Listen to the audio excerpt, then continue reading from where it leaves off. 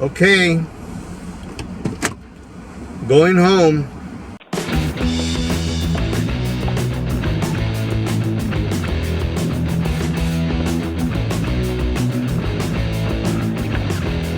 I was recently texting with my son, and he was reminding me about a rat that used to run across a wire in our backyard.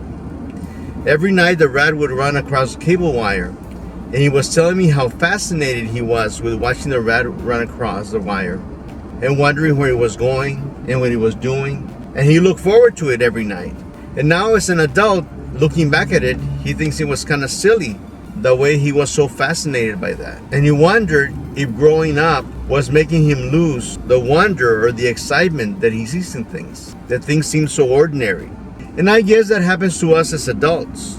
We get caught up in our routines, and routines tend to kill the excitement and the wonder that we have in things. Those of us who work in education have an advantage because we work with children, and children are so fascinated about so many things because everything is so new to them. When they learn a new lesson about science or math or about history, it's exciting to them. And for us as adults, a lot of these things are commonplace and we take them for granted. I believe it was Picasso who said that all children are artists. The problem is remaining an artist as we grow up. Of course, I'm paraphrasing, but that's the point. That as we grow up, we tend to lose our excitement about things, and we tend to be more careful, and everything has to make sense. Very frequently, when you go to art exhibits and you're seeing an abstract painting, people will comment, "Oh, my 5-year-old can do that. Oh, my granddaughter could do better than that." But that's the point. The children can be creative, but as we grow older, as we become adults, we stop being creative. I recently saw a friend of mine at a store, and she was carrying a plastic bag with several boxes in it. And as I approached her, she looked kind of embarrassed, and she said, "I'm embarrassed to show you what I have in the bag." And she took out one of the boxes, and it was a jigsaw puzzle. She said, "I haven't done these things in years, so that's what I'm going to be doing this weekend." And she was so excited about it. Very childlike, but yet she was so excited about it.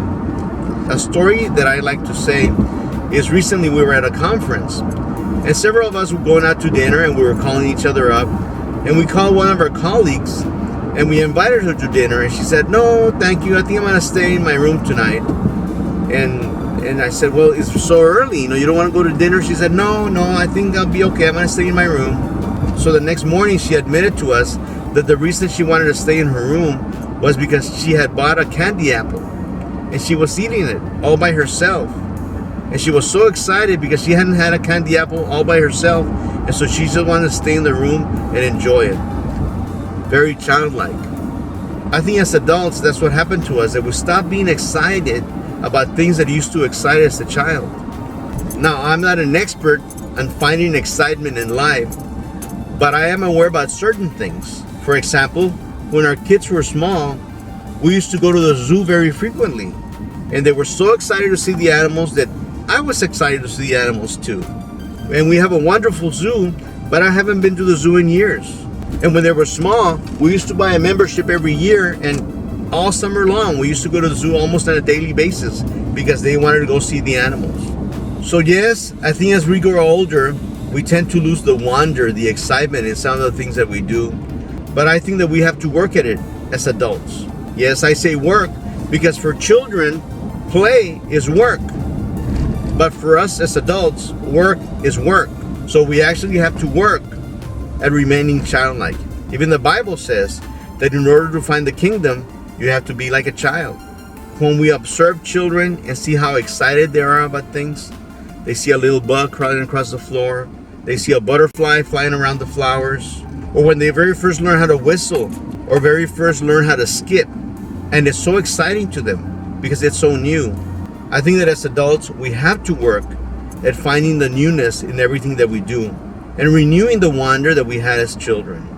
I can't say there's a formula that fits everyone, but for some people, it might be trying a new recipe or reading a different kind of book or even sitting at a different place at the dinner table instead of sitting at the same place all the time.